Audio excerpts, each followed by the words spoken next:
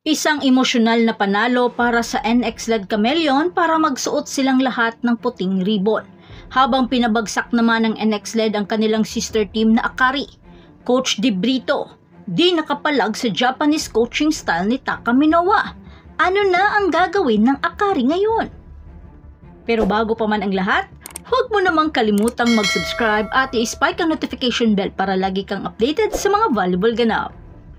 Ang NX-led ay nasa kasagsagan ng pagdadalamhati kasama si May Luna sa emosyonal na panalo laban sa kanilang sister team na Akari dahil sa kanyang ina na namayapa na. Bagamat isa pa lang ang naipanalo ng NX-led at ang laban na iyon ay sa Jer floor defender. Pero dahil sa isang sakripisyo, nagkaroon ng NX-led ng determinasyon na sungkitin ang panalo sa loob ng 4-setter match sa score na 22-25, 25-17, 25-23 at 25-16 laban sa sister club team na Akari sa 2023 PVL All-Filipino Conference sa Smart Araneta Coliseum. At ang isang nakakamanghang 28 excellent set ni Camille Cal ang nakatulong sa mga Chameleon na putulin ang 5 talong laro dahilan upang umangat sa 2 panalo at 5 talong record. At ito ang pinakamahalagang panalo para sa NX-led dahil nagkaisa ang mga manlalaro na magsuot ng puting ribbon sa kanilang mga buhok bilang pagpapahalaga sa ina ni May Luna na pumanaw 2 araw bago ang laban.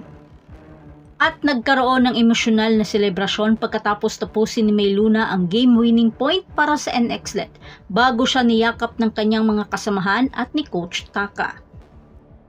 Umpisa pa lang kasi ng laban, sobrang higpit na. Halos walang lumalapag na bola sa sobrang intense ng laban.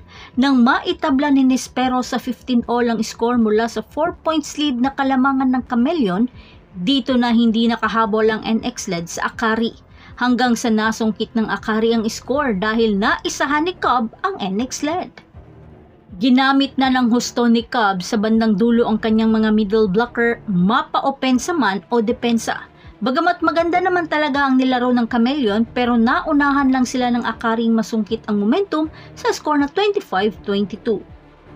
Sa second set, dito na pumalag ang NX-led Chameleon. Hinigpitan na nila ang kanilang depensa at mas lalo naman nilang binigyan ng mabibigat na service aces ang Akari, dahilan upang lumamang ng 8 points na kalamangan ang Chameleon.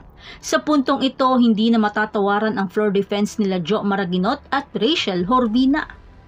Dahilan upang naiko-convert sa puntos ang bawat pagsalba sa bola, kaya dominante nilang nakuha ang second set sa score na 17-25. Sa third set, mas lalong nag-init ang NX-led Chameleon, lalong-lalo na si Jo Maraginot.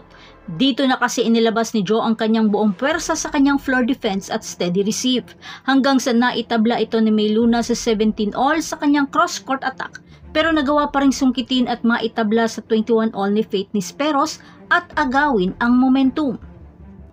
Hinigpitan man ng Akari ang kanilang depensa sa net pero mas nanaig ang determinasyon at agresibo ng NX-led na tapusin na ang third set sa score na 23-25. Kaya sa fourth set, hindi na nagpatumpik-tumpik pa ang NX-led Chameleon. Binuhos na nila ang kanilang buong pwersa at lamangan ng husto ang Akari. Muntikan pang ma-injured si Trisha Genesis dahil sa sobrang intense ng laban. Dahil 13 points ang kailangan nilang habulin, bagamat pinilit man ni Dindin na makahabol sa score. Pero di ito sapat dahil si Eagle Claw Jo Maraginot nagpaulan ng mga cut shot na nagpahirap sa Akari na pigilan ito. Talagang the Eagle Claw is back. Hindi naman nagpahuli si May Luna sa kanyang mga powerful attack.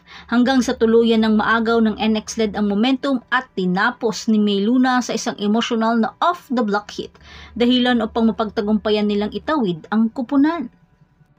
Hindi naman makapaniwala si De Brito dahil unti-unti na nga nilang nakukuha ang tagumpay at nag-e-improve na. Pero mukhang naisahan sila ni Coach Taka dahil mas pinatibay nito ang floor defense at receive ng bawat manlalaro. Kaya kahit anong gawin nila ni Speros at Manabat ay napuputo lamang sila nito. Napakasipag ng NX-led sa floor defense at coverage at sanib pwersa sa atake. Tuwang-tuwa si Coach Taka sa panalo ng kanyang kupunan. Ibinahagi nito kung gaano kahirap sa kanya ang magdesisyon na paglaruin si May Luna dahil sa kanyang kondisyon. Hindi kasi nito makayanan na maiyak araw-araw sa training dahil sa pumanaw na ina. Pero mas nanaig ang kagustuhan nitong ialay ang laro para sa namayapang ina at ipanalo ito. At siya ang may pinakamataas na puntos na may 14 points sa koponan. Kaya sulit ang lahat ng sakripisyo nito. Kaya sa pagkapanalo nila, di maiwasang maging proud sa kanya ang Japanese coach dahil sa kanyang pagka-professional at pagiging palaban. Samantala, napanatili pa rin naman ng Akari ang ika-8 pwesto ngunit bumagsak sa 3 panalo at 4 na talong record matapos ang ika-3 sunod na pagkatalo nito.